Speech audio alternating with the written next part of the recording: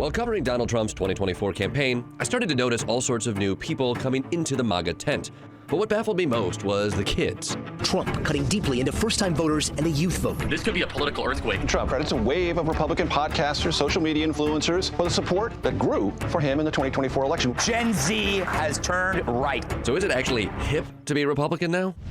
Definitely a vibe. I definitely think there is a little bit of that vibe coming out of the right wing where they do think that they are popular culture. They think they are the new counterculture. They think they are the new rebels. They think they are the new punks, which is like a very interesting narrative for them to feel like. And this goes back to what we covered on stream yesterday with the misogynist on the Whatever podcast saying that most CEOs are women now, which has never been true. But they believe this rhetoric. And so to them, they are counterculture when they say like white men suffer the most in this world. Like that is, it's a narrative they've built around a very specific bubbled amount of information they're getting. And look, we all live in bubbles. And this is the part of humility that has to come in. We all live in bubbles. Conservatives aren't unique because they're bubbled. We're all bubbled.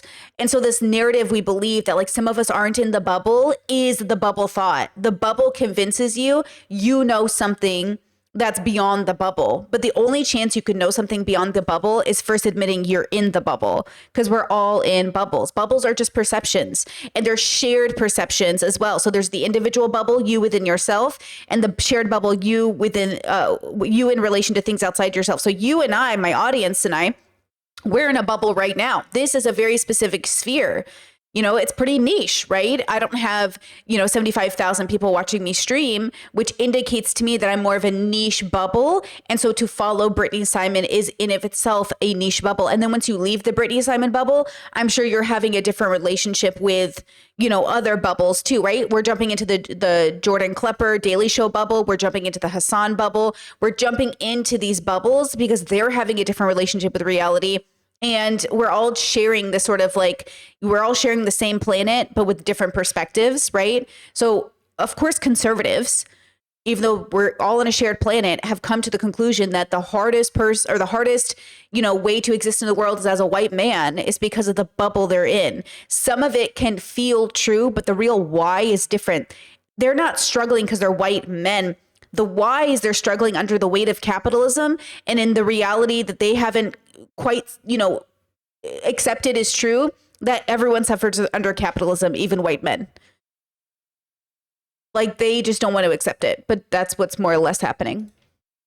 There's a lot of MAGA energy here? Yes, there is. A lot. Yeah. We want to make a change for our generation. We don't want any more of the left-wing radical ideas. We want none of that. What's the vibe like right now with young Republicans? Oh, we are feeling victorious. I think it's going to go down in history books. I like that they actually kind of look like each other right now. They literally look like they both dress the same today. Up there with the fall of Rome. Maybe, us guys, we do like talking about the Roman Empire. Love talking about the Roman and like doing the salute too, apparently. Oh, Jesus. Are they true MAGA believers, or is this just a rebellious phase?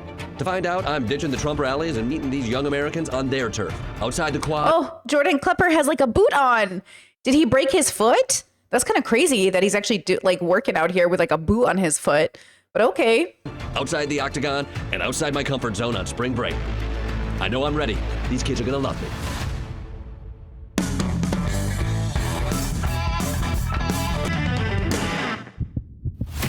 First up, I'm heading to Texas A&M, one of the largest universities in the U.S. with over 70. Oh, interesting. The college bubble is another one that we kind of take for granted. I didn't go to college. I did community college for a hot second, but I didn't go to a university. But my besties did. Two of my girlfriends, they went through university. One of them has 3 different degrees in engineering. And, I have all these friends who have that experience, but I never had one.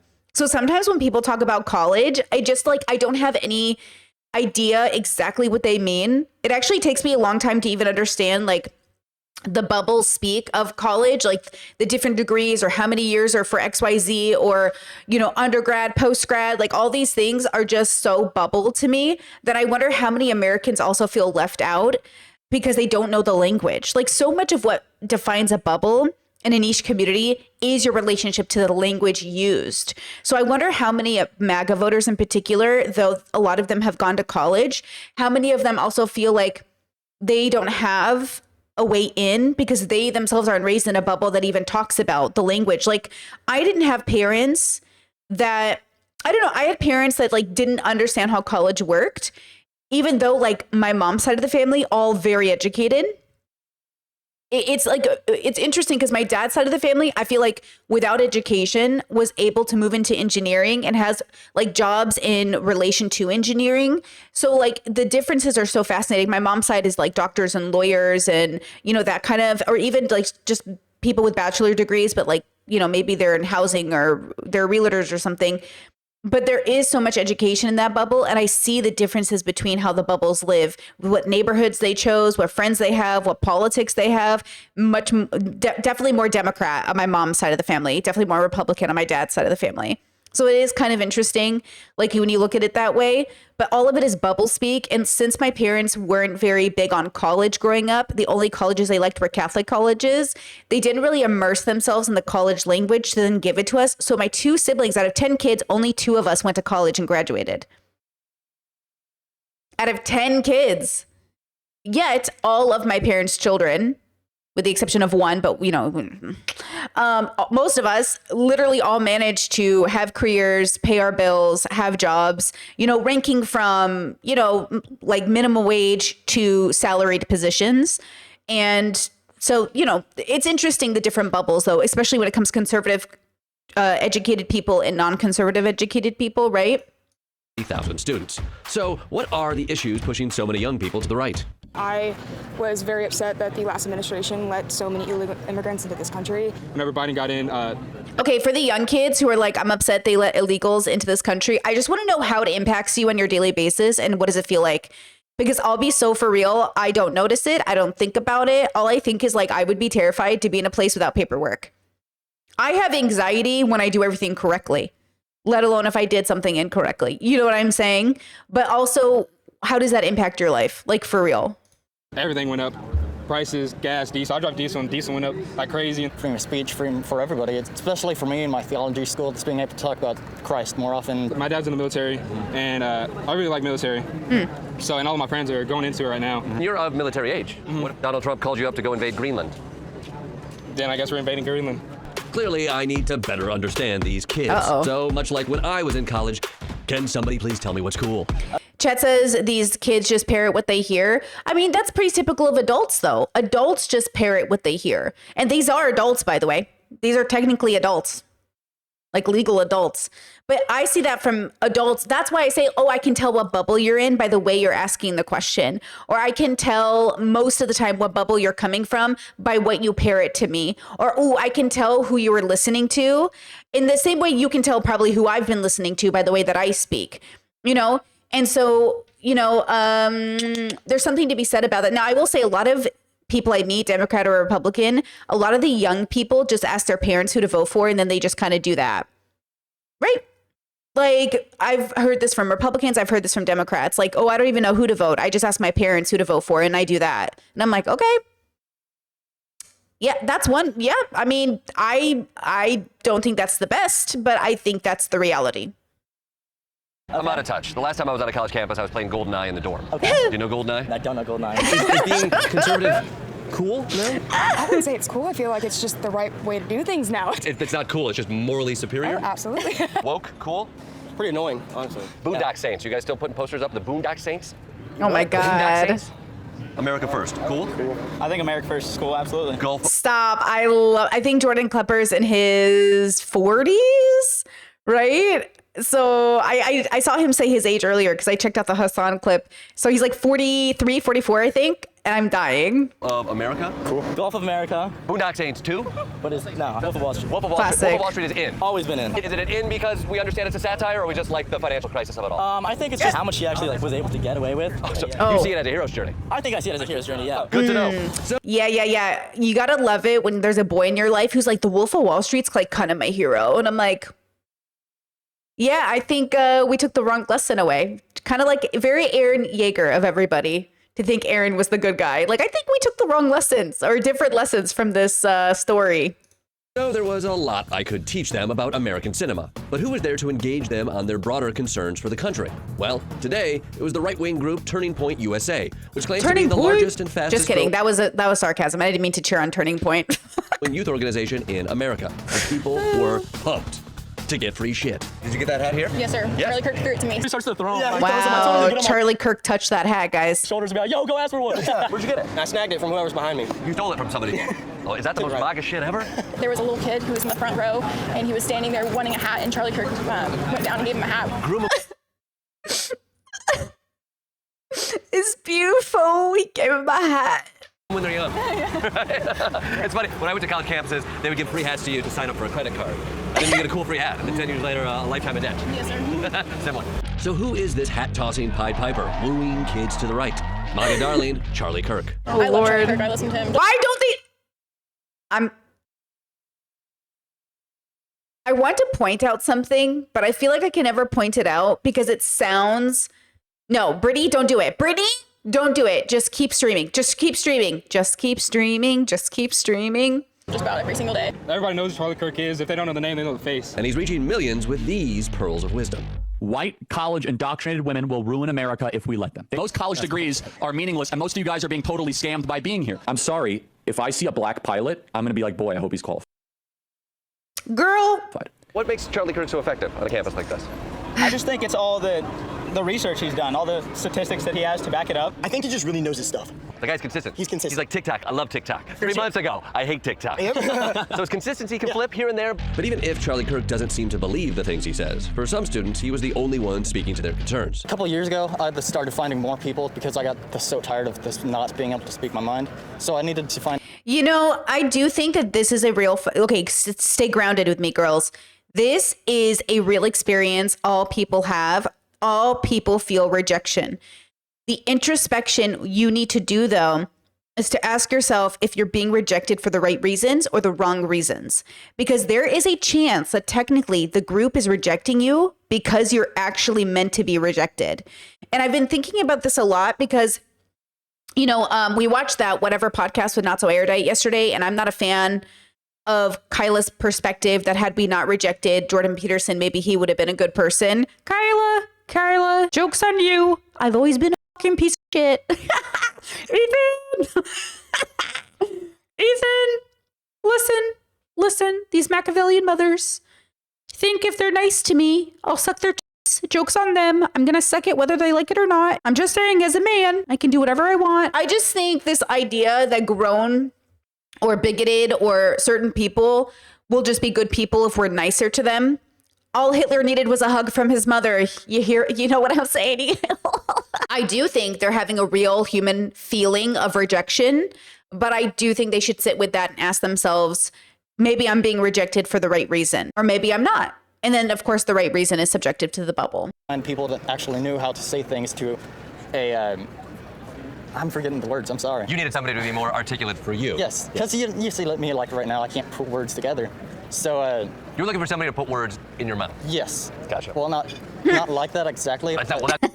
Jordan. So you want words put in your mouth? Ah, okay. Love that.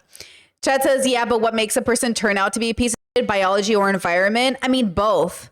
We're not raised in a vacuum. You are a product of what you've observed and what you've understood, and you're limited by your biology, but you're also limited by your own limited understanding of your biology. If you literally think like these conservatives, that you're limited to your biology and your only point of existence is procreation, that's your fault for limiting your own relationship with biology because you decided to go with the first caveman thought about being a person.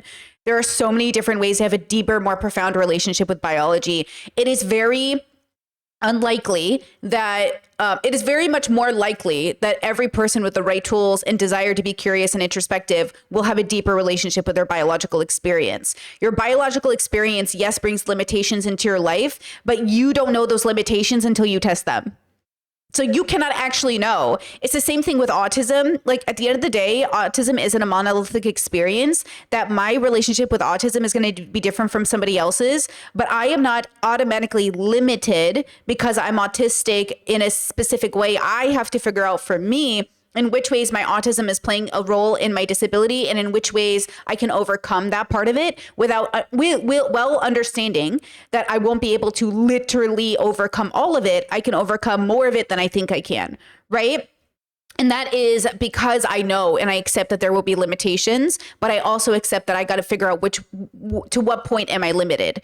It's not about wishing you could cure something or saying one day I won't be limited. It's about saying that though I'll be limited, let's make sure I'm not limiting myself accidentally. But that's my decision to engage with that curiosity and introspection about myself. Most people aren't going to engage with that, including conservatives who think they're doing it all the time. Conservatives are always spouting bullshit about pulling themselves up by their bootstraps, saying things like, I'm not limited, I'm not disabled, I don't let my disability get in the way. But the way that they're limiting themselves is their lack of curiosity and openness to popping the bubble. And they're limiting themselves in a whole slew of ways, including following the patriarchy, giving into misogyny, believing that women are inherently inferior, talking about gay people like they're all groomers, trans people like they're a threat to civilization and children. So like, you know, all of these things I think have to come into play, and we have to be okay with that, right? We have to do the work to figure out individually what is my relationship with my relationship to self, my biology, and everything else, right? But we're not exempt from our own prejudice and biases, so we have to start there as well, right? We will have bias, we will have prejudice. The question is, do we have the skill to deconstruct it, right? Chad says, I think he was trying to say that the guy was giving him language that he didn't have before. Yes, that is what he was literally saying. But the joke is Jordan Klepper is a comedian. So he's going to like find ways to dunk on people he's interviewing, right? That's kind of the point of Jordan Klepper. But it is what he was saying, right? That he likes that other people can say things that he's been feeling. But we all like that. The dilemma is that you can't pedestal people just because they figured out a way to say things you've been thinking. And so what you do when you pedestal a Charlie Kirk is you don't allow him to be held to account, because now you're identifying with him. And now when you hold Charlie to account, you're holding yourself to account, which, by the way, is the burden of knowing that people won't hold themselves to account, right? Like that's the irony of sort of existing within the bubble, right?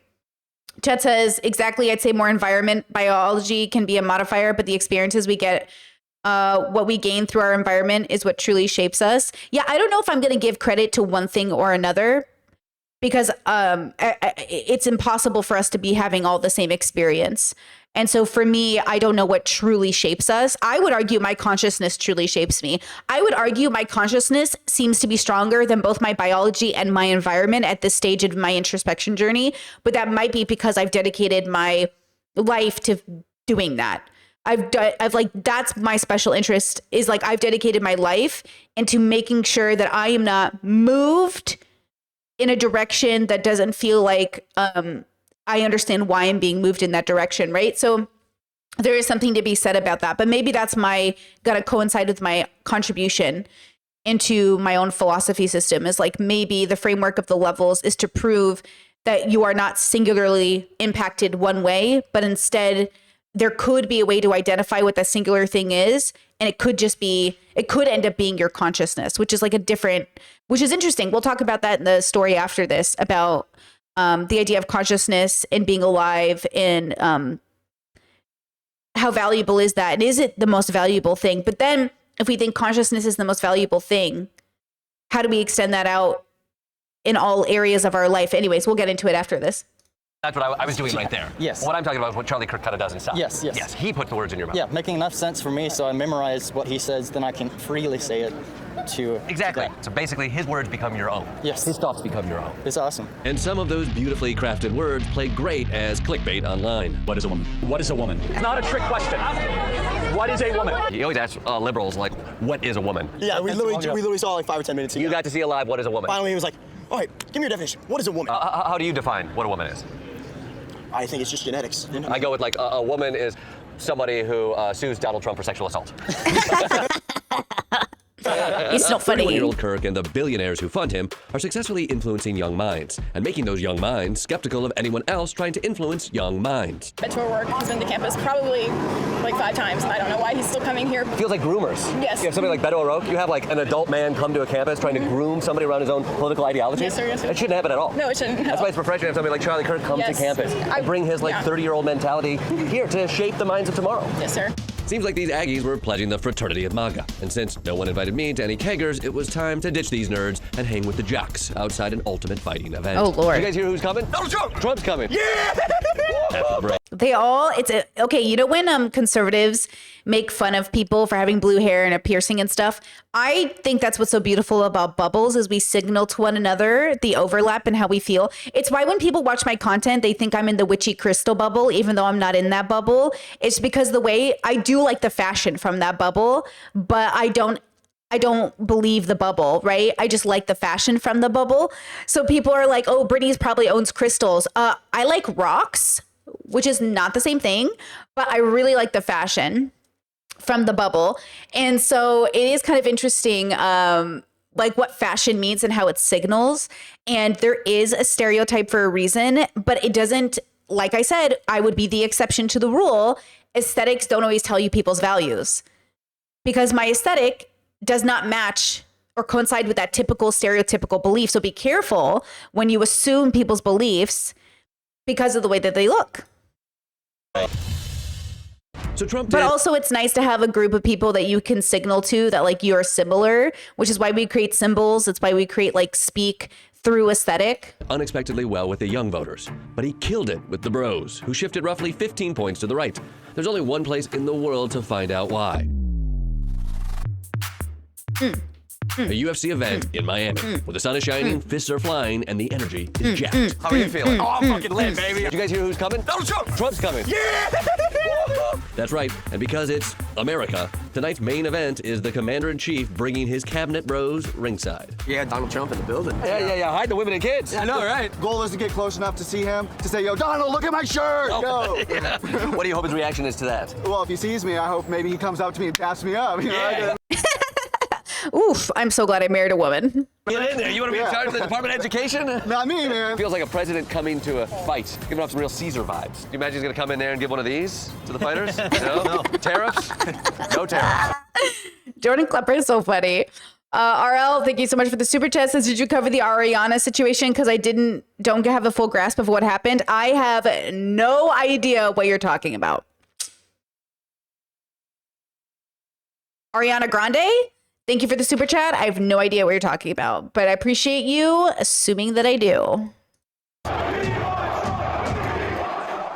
The UFC has 40 yearly live events, 600. Oh, Adriana. Oh, you mean Adriana Smith? Yeah, we're going to cover her after this segment. I thought you meant Ariana Grande. You mean Adriana, the woman who's being kept alive even though she's brain dead for the fetus growing inside of her because of the heartbeat bill? Yeah, we're going to cover that after. 140 million fans broadcasting into 900 million homes. So what is it about this blood sport that connects the fans and the fighters with the most powerful man on the planet in such a spiritual way? You don't watch MMA at first. You get baptized. I saw it once. I felt like you get baptized? I got circumcised. Totally honest. I felt like a smaller man in that room. This is combat sports journalist Luke Thomas, an expert in the world of MMA.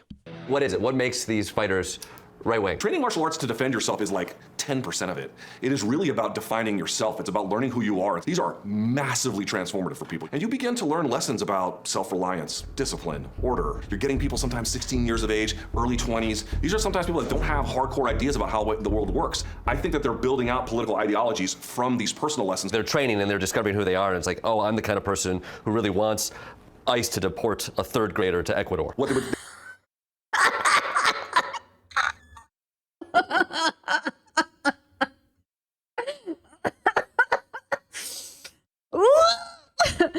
Oof. I'm so easy. It's so easy to make me laugh. Just point out the cruelty of human beings in a sarcastic voice and I am falling over. They would say is, I don't want to hear any excuses for why things go wrong in your life. I think we've had a lot of beta males representing our country for a while. The Republican Party, led by Trump, has really said enough's enough. They don't want no whiny baby. Disney levels. They like put on their makeup and dance to the YMCA and bitch about not winning Emmys. I think this guy is a YouTuber. I'm pretty sure I've seen this guy's YouTube channel. I think this guy is a liberal who explains conservative men because I think I've seen his YouTube channel before. I think I might have even featured him on a podcast. He looks so familiar to me. And I think if I'm not mistaken, he actually explains manosphere bubbles. So I think he's explaining to us the bubble, right? Like, so he's saying in the UFC or the MMA, you're getting baptized. You're now in the cult, in the bubble. And by the way, cult is a very loose word. None of us are being serious about the word cult, as cult actually is a real word that means a real thing. And it doesn't just mean i.e. religion or i.e. club. Like, just a reminder that the word cult is used very hyperbolically in all of these conversations. So I think he's just trying to say that it becomes a community. And look, we keep saying men need community, you know, and I think they do. I just think it's interesting what happens when men make community. Yeah. You know, Chad said, do you consider MAGA as a cult? Because I do. If you mean, do I consider half of the US voting population or more than half of it in a cult? No. I'm not to be so autistic, but definitions do matter in this context. So no, I don't believe if you're a MAGA, you're in a cult. I do think there are parts of MAGA that are cultish. But if you mean everybody who voted Trump or everybody who wears a MAGA hat, no. I just think they think they're in a cool club. You know what I mean? Like, they just think they're in like a vibe. If you mean like is there a sect that is cult-like? 100%. Definitely. But do I think everyone who voted for Trump or wears a MAGA hat is a part of the cult? No. You know? Hello? Say is, I don't want to hear any excuses for why things go wrong in your life. I think we've had a lot of beta males representing our country for a while. The Republican Party, led by Trump, has really said enough's enough. They don't want no whiny babies. Disney levels. They put on their makeup and dance to the YMCA. I don't want to hear any whiny babies. Also, white men are the most discriminated group. It is so hard to be a man today. We are underappreciated. Nobody cares about our feelings. We can't even express ourselves without women being turned off at our tears. Anyways, I don't want to hear anyone complain about anything because you're just a beta. Bitch. And bitch about not winning Emmys. Yeah. Oh, no, that's Trump. Trump does that. But I wasn't paying attention. Trump's relationship with the UFC world started with the UFC CEO and president Dana White. Dana White has said he's had a relationship with Donald Trump that goes back to their early days when he and his partners took over the UFC.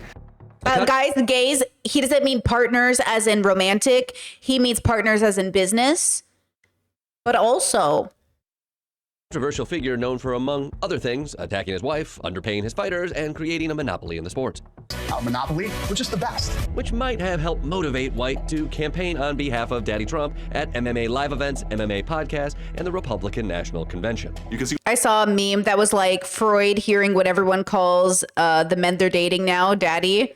And I was dying, and it was like him dancing. Going, What the UFC gets out of it, there's going to be no antitrust enforcement. On the other side, look what Trump gets. He gets this political constituency fed to him. He gets to have his image laundered. Trump is the most resilient human being that I've ever met in my life. You see what he's doing with the tariffs? Oh, yeah. He plays hardball. I think he's just a badass, and all the UFC people are just badass. Take any of the greatest fighters of all time. Trump is number one. But like he's fighting for the American people. Donald Trump's a fighter. Yeah. And he refused to tap out of the 2020 election. That's a fighter. Okay, well. If you are one of these young kids who has some heart and some grit and some determination and you want to win, there's never been more opportunity than there is right now. I was seeing a pattern. Young men are seeking a model of manhood, but the only ones successfully offering it to them seem to range from wife slappers to outright Hitler stands. Like one of this man's. Fuck this guy. Fuck this guy. I want to keep dancing to the music because that's just how it is. You know what I mean? But also, fuck this guy. This is the racist guy. This guy's a racist. Here's the thing. And I think this is why patriarchy is so hurtful for men, but sounds like it's good for them. But ultimately, anybody who exists in a world that you get to think to judge people simply for being born, like you're automatically on the wrong side. Like judging people for how they were born instead of examining how difficult it must be to be in a world that judges you for how you were born. And I know white men think they're being judged for simply being white. We're judging you for upholding the system that consistently uplifts you at the expense of everybody else. And your ignorance towards how that system is uplifting you at the expense of everybody else is making you complicit in that. We're not judging you because you were literally born white. We don't care that you have white skin. We care that you refuse to engage in the deconstruction that will allow you to realize how you were complicit in the crimes that the system is committing against the people, while letting you believe you're the victim of the system. Big fighters. Bryce Mitchell. T-Man, welcome to memberships. So what's his deal? That's one of the rowdy characters. Yeah, he's rowdy, like occasionally he swears. A little more rowdy than that. He talks about the man with the mustache. Talks about Hitler. Correct. Like, boo Hitler? He said he wanted to go fishing with him. Oh. I honestly think that Hitler was a good guy based upon my own research. I really do think before Hitler got on meth, he was a guy to go fishing with. He fought for his country. He wanted to purify. I'm sorry, what did he say? Think before Hitler got on meth. Before Hitler got on meth? He was a guy to go fishing with. He fought for his country. He wanted to purify it by kicking the greedy Jews out that were destroying his country and turning them all into gays. Wow.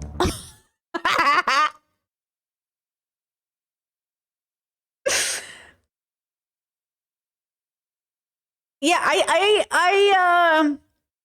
I hope this man gets housing and health care and education for his family. And I hope he also gets fired for whatever job he has, because I don't know why you'd want that guy working with you. You know what I mean? As an employee. But this is what the controversy was. He is allowed to fight because Dana White's like, we're going to solve this by getting into the ring together. You know what I mean? T-Man, thank you so much for sending 5 memberships to the community. Let's go, girls. Enjoy that. You know, girl.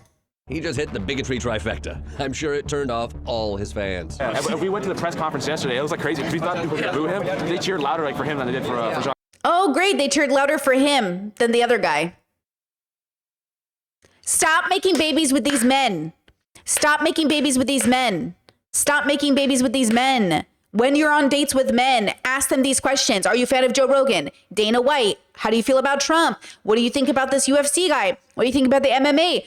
Ask men you're dating, especially if you're dating a man. Ask them what their hobbies are. Who do you hang out with? Who do you like? Why do you like them? You know, ask them all of it. And if they're liberal, ask them even harder. Are they liberal so they're watching Asmon and Destiny? Red flag, right? Are they liberal so they're listening to Joe Rogan? Like, red flag. You know what I'm saying? Like, this is the most serious time to do preventative care. You want to do preventative care, ladies? Theys, thems, gays, gay men too. Don't be dating men who are obsessed with homophobic bubbles, because gay men also suffer from internalized homophobia. We all do.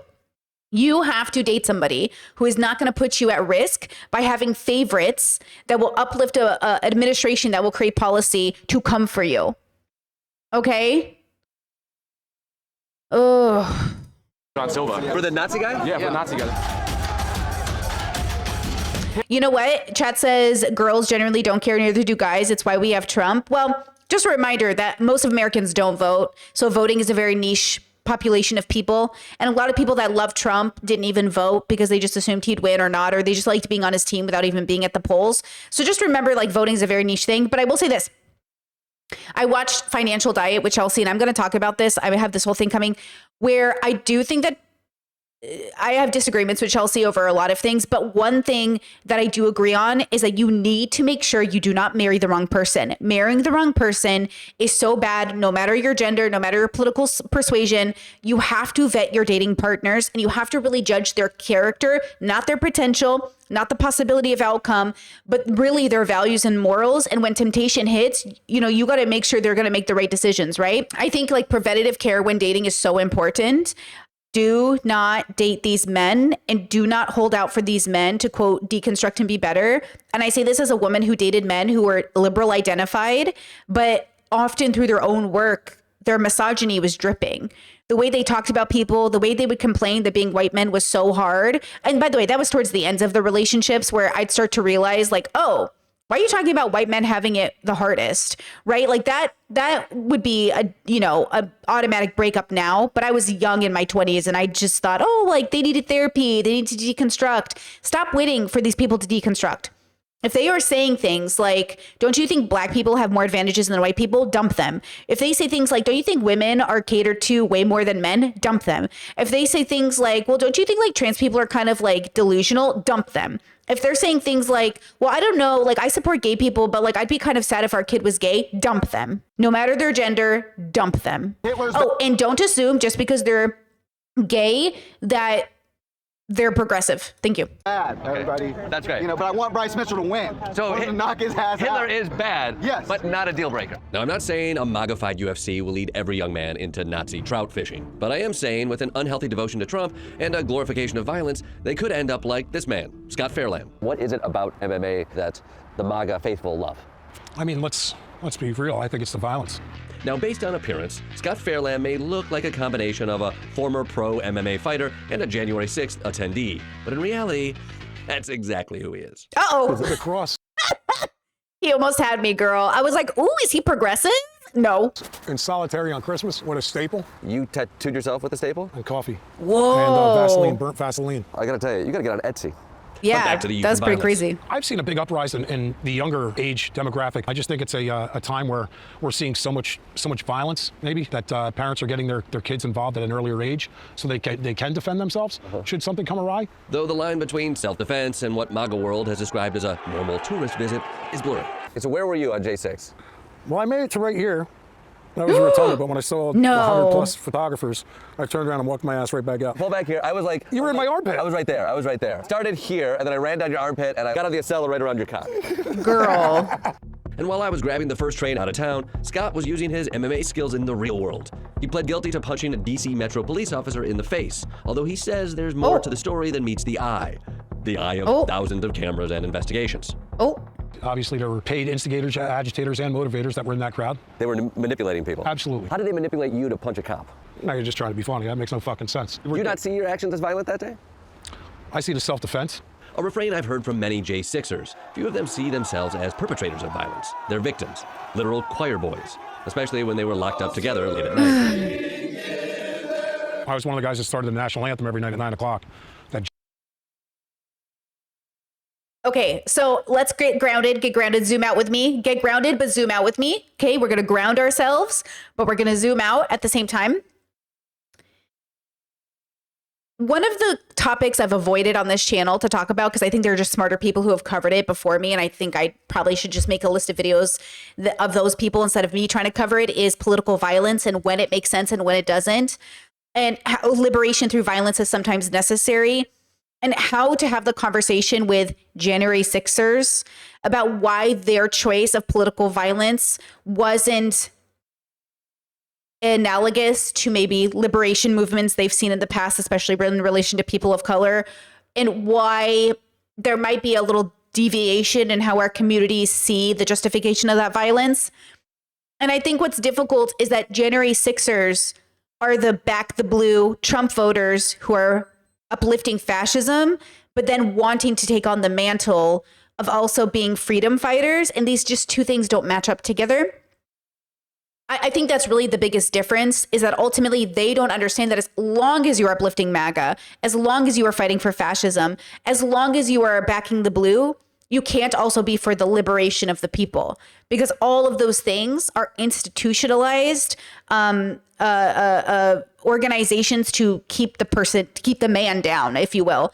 So I think what would be really great is if all of those people on January 6th came together with progressive liberation fighters, and we came together to free us of fascism. But then, you know, again, it's like my podcast yesterday. If you guys didn't see it, please go watch it. Theo Von came out and said Palestine's a genocide. And I was like, wow, Theo, that's really great. And then the next day went out and did a 30-minute opener for Trump in Qatar. And I was like, you can talk about how Palestine is a genocide, how we need to liberate people from fascism. But the moment you back Trump, then everything you said before feels contradictory. But I can understand how maybe you're just getting there. And I wish these people could understand that their form of political violence would have been much more understood had it not been inspired by the man himself, who is Trump, right? Who's deporting people and targeting US citizens and doing all this stuff. But I think that's the dilemma, is they don't understand, like, either we're all free or none of us are free. But also, if progressives win, you guys get education and healthcare. And police officers aren't going to be allowed to target you, right? But if conservatives win, then we lose all of those things. We never get those things because we don't have them now. And then police officers, like Trump said, get to exist with immunity. So, you know, he can sit here and say he was punching a cop in self-defense, but you back the guy who wants to give that cop immunity. So what are we talking about? You know, I think that's the difference. Is like, how do you explain to this bubble that they that they have a good idea, but they're executing in the wrong way. Actually, wait, let me show you this video. Is run by a small group of power-hungry elites. They own the media, they own the government, and they write the laws to serve themselves. It says, talking to your friend that reads conspiracy theories. You guys know how I feel about conspiracy theories. Bad conclusions using bad data. Yes. They manipulate markets all over the world, and their greed has crashed the economy countless times. 100%. They traffic women and sometimes even minors. They do. But worst of all, they actually fund both sides of every war. Yes, you finally get it. Billionaires are ruined. It's the Jews. You the country. Okay, this is why conspiracy theorists often feel like they're correct, because they have some good inclination, but the conclusion is so bad. Like, what? How did you know? That's not what I'm saying. Like, you can say the government is against us and still say the government should change to be for us. So Republicans will say, I don't know why Democrats want more government because the government's so evil, while still voting for a man who wants to give the government just like every right over your life, period, right? And then Democrats or progressives, two different bubbles, but okay, just for the sake of conversation, they want the government to serve us because they're there for us. So we want to give them the system overhaul that moves it so the system actually protects its citizens, but doesn't give them more power over us. It gives us the power to make sure the system is giving to us what we are entitled to as taxpayers. You know, food, water, shelter, clothing, hopefully to some extent in a progressive future. So that's the dilemma. Is like you have an agreement, but both come to horrible conclusions about that agreement. And that's the confusion. That's why my conservative parents will get mad at me and say, I thought you were anti-government. Why are you voting for government? And I'll say, I thought you were anti-government. Why are you voting for Trump? Like, and we'll look at each other like, why are you doing this? And it's because we have different ways of viewing what the government is supposed to do in practice. And then, of course, their religion is playing a bigger role in this because they are anti-trans, anti-gay, anti-abortion, anti all these things, that ultimately all of their beliefs believe in bigger government as long as the government is like in between your legs. Now they're into the government. Now they want the government intervention. Progressives want governments to pay for food, water, clothing, shelter, like for the basics. You know, in some, that's a very reductive way of saying it, but I'm just for the sake of conversation being reductive. And so that's the dilemma we run into with the bubble differences. J6 choir, that's us singing through the phone. That's you? Yes. What were you, soprano? Yes, the J6 choir is a real thing, and they sound exactly how you think they'd sound. I don't want to be critical of the J6 choir, but the harmonies were mid. Let's hear yours. Go. Let's hear your rendition. Let's go. Oh, say, can you see? Okay, that's not bad. By the dawn's early light, what so proudly we hail at the twilight's last Okay, we don't have to listen to any more of that. Maybe it's time to dip into the lighter side of nationalism. Spring break, Gulf of America, let's go. After the break.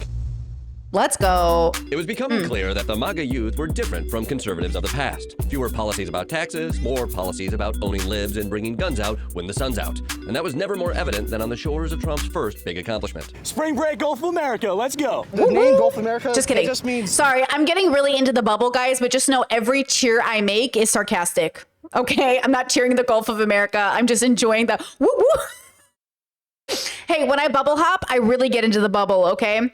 We're really jumping into this bubble. Fucking freedom and peace and liberty and happiness. Fucking freedom, peace and liberty and happiness. That's what it means to me, man. The drinks taste a little bit colder. The sun's a little brighter. Yeah. Really awesome that he named it the Gulf of America. This is the Gulf of America. This is the Gulf of America. To everybody. To everybody. Except for the rest of the world. Yeah, they got their own oceans. It feels amazing. It feels like the greatest country. It feels like the greatest ocean, the Gulf of America. It's amazing. The greatest. Look at this. It feels so good. It makes you almost forget the stock market was down 800 points yesterday.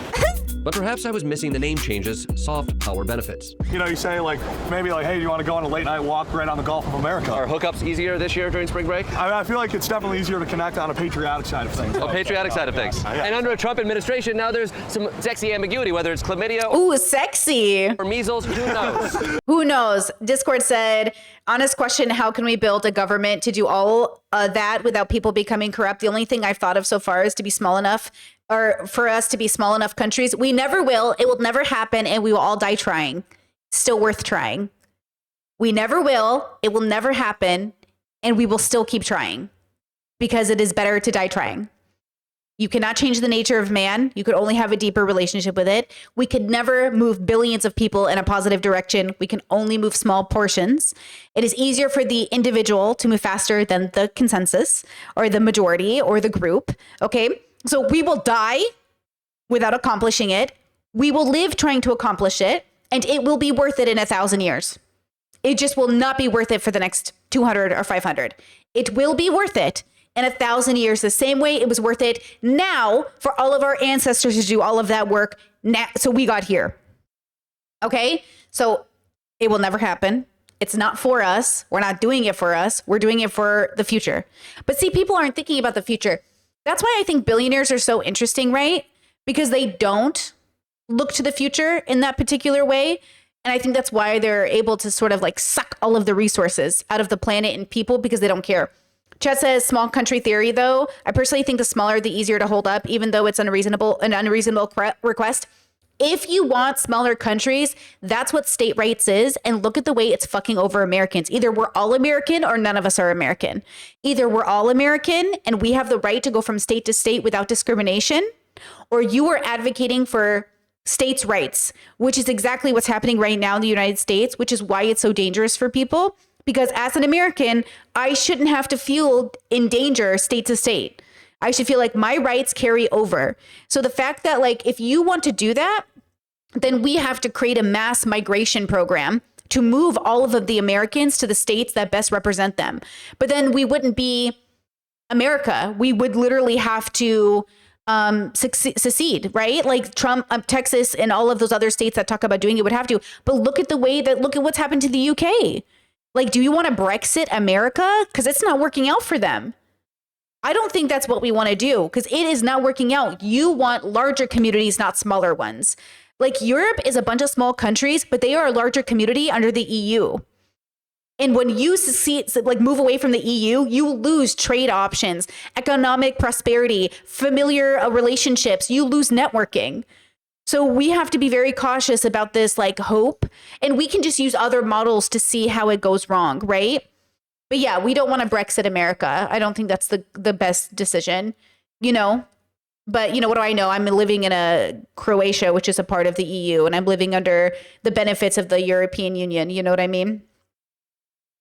Oh, you said it, not me, but yeah. While the Beach Bros celebrated, like so many of Trump's actions, this one fell short with some of the fairer sex. I do not believe that this is the Gulf of America. I believe that it's the Gulf of Mexico. There are way more important issues that we should be focusing on right now. I can't do neuroscience research. My research funding is gone, and that's really sad. Okay, that is sad, but can I remind you that that's now called the Gulf of America? Yeah, that is so wrong. Of course, in Florida, there are those already proud. And this is the bubble difference, is like, you know, Trump can't just go around like deciding things willy-nilly. People also learn about these things. They live in things. There's documents, like government documents being impacted. This man has no consideration for how his actions are going to impact millions of people's lives. He just thinks like, well, figure it out. Figure it out. I have to. You never had to figure out anything in your life, girl. Proudly sporting a uniform. So I spoke with a few members of the Tampa Bay Young Republicans. The name change to Gulf of America, is that important? Oh, definitely, yeah. I think everyone has a generational shift. You know, you had the baby boomers, they went through the World War II, they had their thing. You know, I think our generation, the big thing is having our stamp on the world is okay. So the greatest generation took Normandy, and this generation took the Gulf of America. Yes, sir. But before I start imagining these young MAGA soldiers storming the shores of Clearwater with canteens full of sex on the beach, I needed to know, what are their actual core values? We want a small government.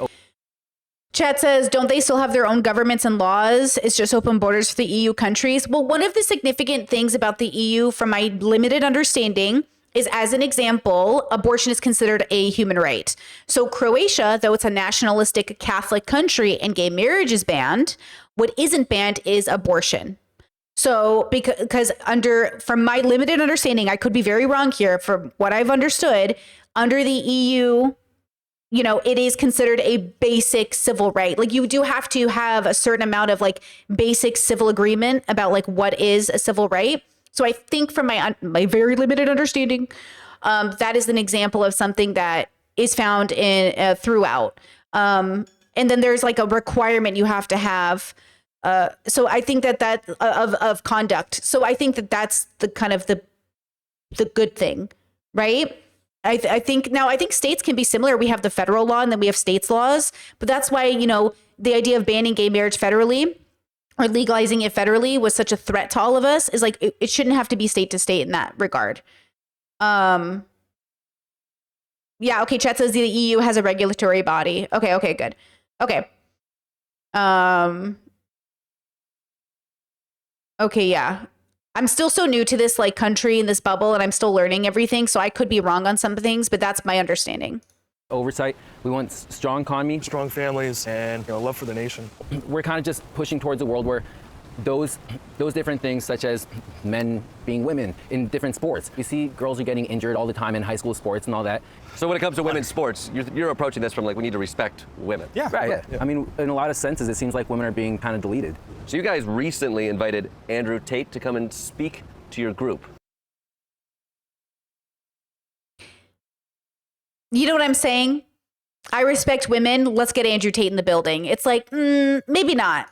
We said we'd be open for it. The Tampa Bay Young Republicans made national news when they formally invited Andrew Tate to speak to their group. This Andrew Tate, the former kickboxer turned influencer accused of assaulting and choking his girlfriend in California and on trial in Romania for alleged sex trafficking. If a woman is going out with a man, she belongs to that man. That's his woman. So if she wants to do OnlyFans, she owes him some money because she's his. What discussion did you want with Andrew Tate? So it's not really a discussion we want with him. We just want to get different opinions out there, and then we talk to obviously clicks. 100%. I mean, the more people that are looking at us at Tampa Bay Young Republicans and also seeing the kind of conversations that we do have, the better it is for our organization. But they're looking at you because you invited an alleged human trafficker. Were Jake and Logan Paul too likable for an invite? They're not likable. No. So like, what was the conversation you wanted to have with Andrew Tate? I don't want to sit here and give someone that has inappropriate values a platform. Not your goal. You're just like, let's give Andrew Tate a platform. Tell me about choking a bitch. Should I go from behind or should I approach from the front? It's not like we're here supporting any of that gross rhetoric. That's not something. But you understand, you are. Most of the members said that they did not want Andrew Tate on. Sure. So then he never came on. So it's it seems kind of weird that you're... Okay, first of all, props to the bubble for being like, I don't want Andrew Tate on. I like that. I know like we make fun of Jordan Peterson a lot here, which is earned. But even Jordan Peterson is not an Andrew Tate fan, right? So, okay, props to the bubble for like being like, we don't want Andrew here, and for them not bringing him on because they were mad. Okay.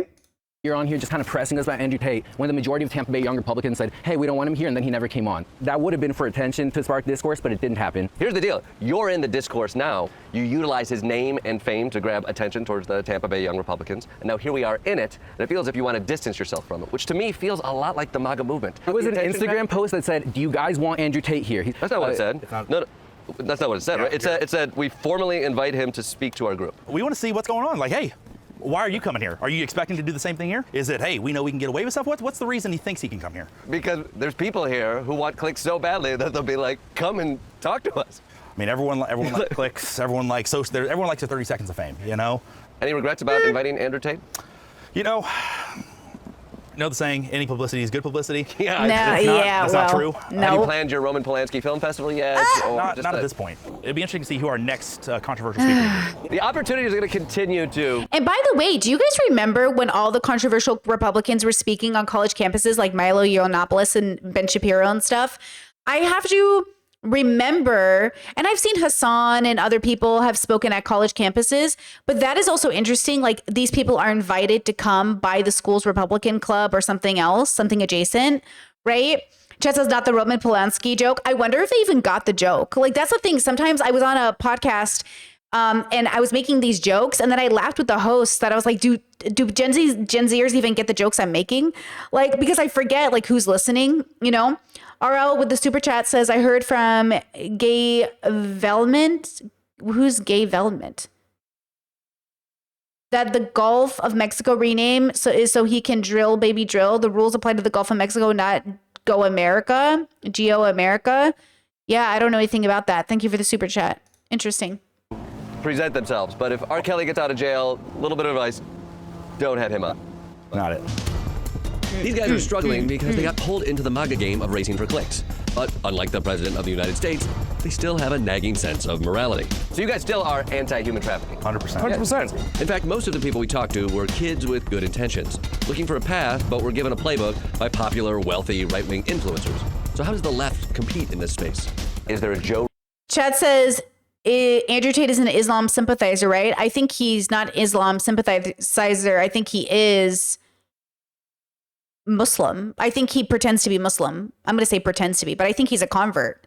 I think he's considered a revert or a convert. I forget how Muslims say it, but he's pretending he's a Muslim. Rogan on the left. Oh, God. After the break. The spaces for young people, both physically. Oh, Chet says Gay Valmont was the Democrat who ran for a special election in one of the Florida districts in early April. Oh, okay, thank you. And online are dominated by right-wing personalities. The Tates, the Kirks, the Whites are all present in a way that the left just isn't. It's gotten to the point where the left has absolutely no relationship with this audience, period. Oh, wait. Chad is saying maybe that's why the people wouldn't also want to claim him. Oh, like you're saying maybe the Christian Republicans don't want to claim him because he's a Muslim more than he is a sex trafficker? Ooh, maybe.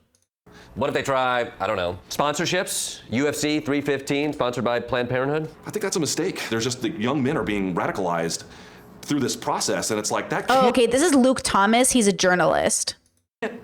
That can't be the answer. Don't just look around and be like, well, this is a terrible problem and it seems intractable. I guess I'll just walk away and I'll see what happens later. Dude, bad shit will happen if you do that. Democrats, get in the fucking ring. Get in the fucking ring, you bitches. One person who is in the ring is... Okay, wait, let's look at this setup. So we've got the camera here and 3 monitors here. See, his setup is better than my setup. I really got to work on my setup because I've got a big light right here, which blocks my monitors, and I always got to like move around. So I got to get the light up here, but how do I do that? See, this is really the important part of this video is Hasan Piker's setup. And please note, because I did watch this segment ahead of time, please note how not cute his setup, which makes me feel so much better because this side of the screen, so cute. This side of the screen, not cute. And it made me feel so much better. Because genuinely, it is so difficult to feel like my desk isn't always just full of wires. But look at Hasan's setup when they zoom out. Also, oh my God, these fucking boys. Look at the nicotine all over his desk. Look at this man's nicotine. Holy shit. See, they use energy drinks and nicotine to get through stream. Guys, I just need to drug myself. That's how I'll do it. Because I'm always like, how do you guys not burn out after 4 to 5 hours of streaming? They're on fucking nicotine. I gotta get on that teen. You know what I'm saying? I gotta get on that nicotine. Hasan Piker. Piker has 2.8 million followers on the streaming platform Twitch. He manages to work out like a bro and have intellectual sit-downs with Bernie and AOC.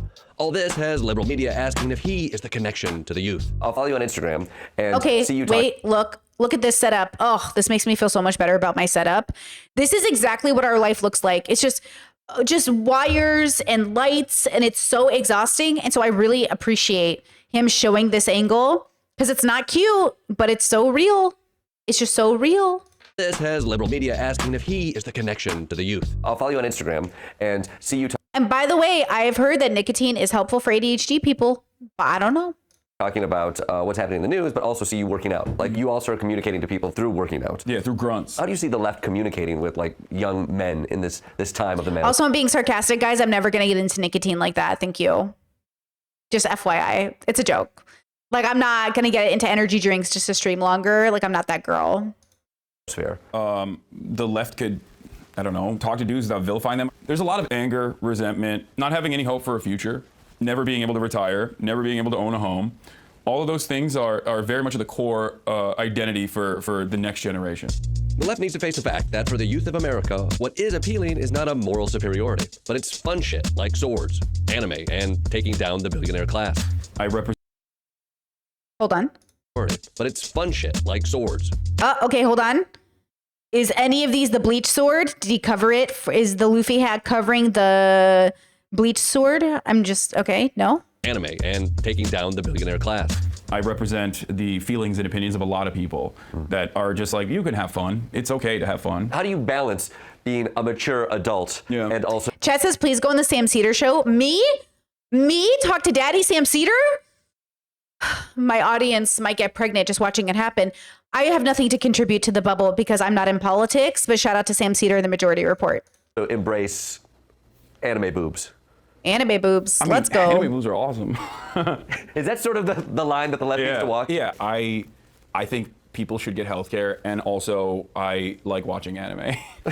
Sometimes it has boobs in it, and that's cool. This is very confusing. How is Cory Booker supposed to navigate this? The Democrats are never going to reach out to a younger generation if they have to understand these nuances. Yeah, well, you're not wrong.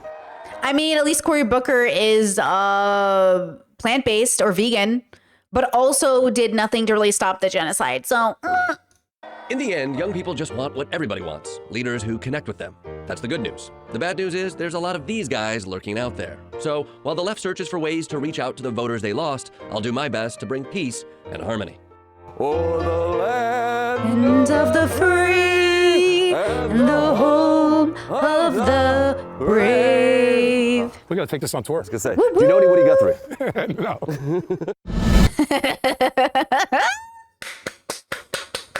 Great video. Love Jordan Klepper. Great vid. Shout out to Hassan. And shout out to the other YouTubers that I saw on this because that's pretty cool. We love to see it. Hey, YouTube is the new media, girls. It is what it is. People watch YouTubers like people used to listen to talk radio, right? I come from that bubble. Okay, appreciate that video. Really well done. And hope you guys enjoyed it.